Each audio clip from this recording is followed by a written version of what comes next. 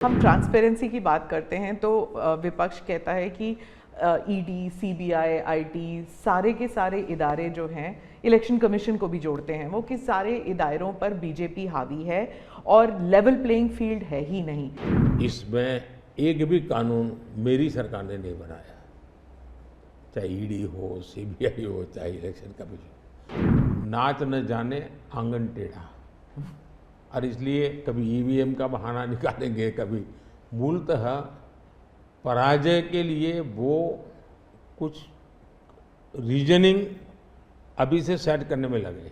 वो कह रहे हैं लड़े कैसे आप, या तो ऑपोजिशन लीडर्स को जेल में डाल रहे हैं या फिर अगर वो आपकी पार्टी में आ गए तो सारे पाप धुल गए। कितने ऑपोजिशन लीडर जेल में हैं? कोई मुझे बताए। और क्या यही ऑपोजिशन लीडर उनके सरकार चलाते थे? हम ट्रांसपेरेंसी की बात करते हैं तो विपक्ष कहता है कि ईडी, सीबीआई, आईटी सारे के सारे इदारे जो हैं इलेक्शन कमीशन को भी जोड़ते हैं वो कि सारे इदारों पर बीजेपी हावी है और लेवल प्लेइंग फील्ड है ही नहीं। मतलब they already making the ground कि इलेक्शन जो है वो फेयर नहीं हो सकता। इसमें एक भी कानून मेरी सरकार ने नहीं बनाया, चाहे ईडी हो, सीबीआई हो, चाहे इलेक्शन कमीशन। ऊपर से हमने तो इलेक्शन कमीशन में सुधार किए हैं। आज इलेक्शन कमीशन बनता है तो ऑपोजिशन भी उसमें होता है।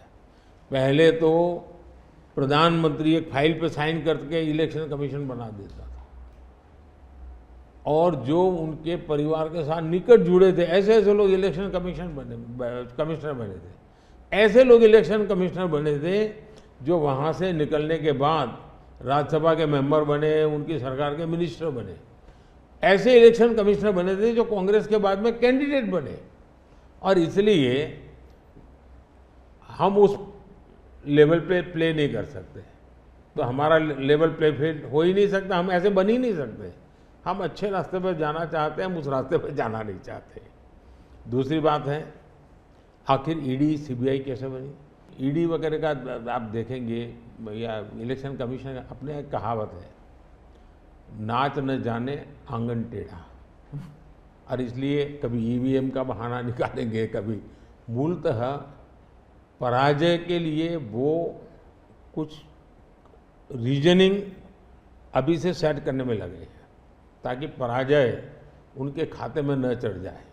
वो कह रहे हैं लड़े कैसे आप, या तो ऑपोजिशन लीडर्स को जेल में डाल रहे हैं या फिर अगर वो आपकी पार्टी में आ गए तो सारे पाप धुल गए। कितने ऑपोजिशन लीडर जेल में हैं? कोई मुझे बताए। और क्या यही ऑपोजिशन लीडर उनके सरकार चलाते थे? या जेल का डर है? हाँ? डर तो पाप का होता है जी, ईमानदार को क्या डर होता है? मेरे यहां भी तो उन्होंने मेरे होम मिनिस्टर सबको जेल में डाल दिया था। दूसरा, ईडी की बात करते हैं। आप गुजरात के बारे में कह रहे हैं जब आप मुख्यमंत्री? हाँ, मैं मुख्यमंत्री था। अच्छा, जो ईडी की बात करते हैं, ईडी ने जितने केसेस किए ना, उसमें से सिर्फ, देश को समझना, सिर्फ 3% ही पॉलिटिकल लोग इन्वॉल्व है जिन पर एक केस हुए हैं। 97% जिनका राजनीति से कोई लेना देना नहीं, ऐसे लोगों है को हुआ है जो कोई ड्रग माफिया है, कुछ अफसर हैं जो करप्शन करते हैं, कुछ अफसर हैं जो बेनामी संपत्ति बना के बैठे हुए हैं। 97% केस उन पर हुए हैं, जेलों में वो लोग गए हैं। अच्छा, मजा देखिए, ईडी एक स्वतंत्र संस्था को काम कर देना चाहिए, नहीं करने देना चाहिए? बनाई क्यों भाई?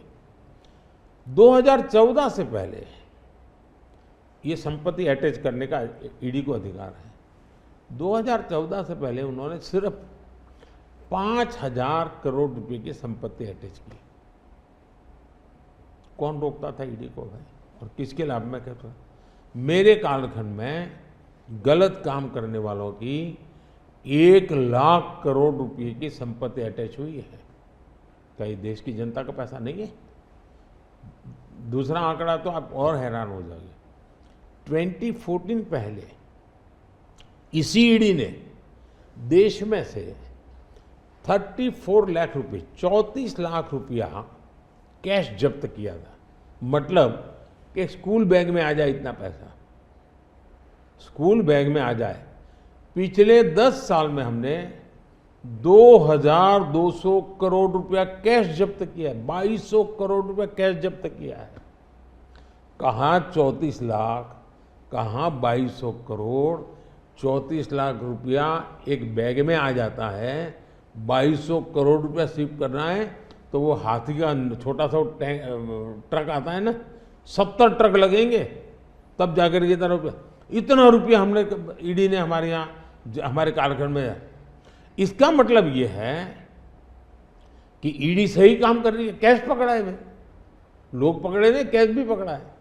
और मेरा ये कमिटमेंट है जी, मैं ये कन्विंस हूं कि भ्रष्टाचार ने देश को तबाह करके रखा है। हमें देश में से भ्रष्टाचार के खिलाफ लड़ाई लड़नी चाहिए, पूरी ताकत से लड़नी चाहिए, और ये मेरा व्यक्तिगत रूप से मेरा ये कन्विक्शन बना हुआ है।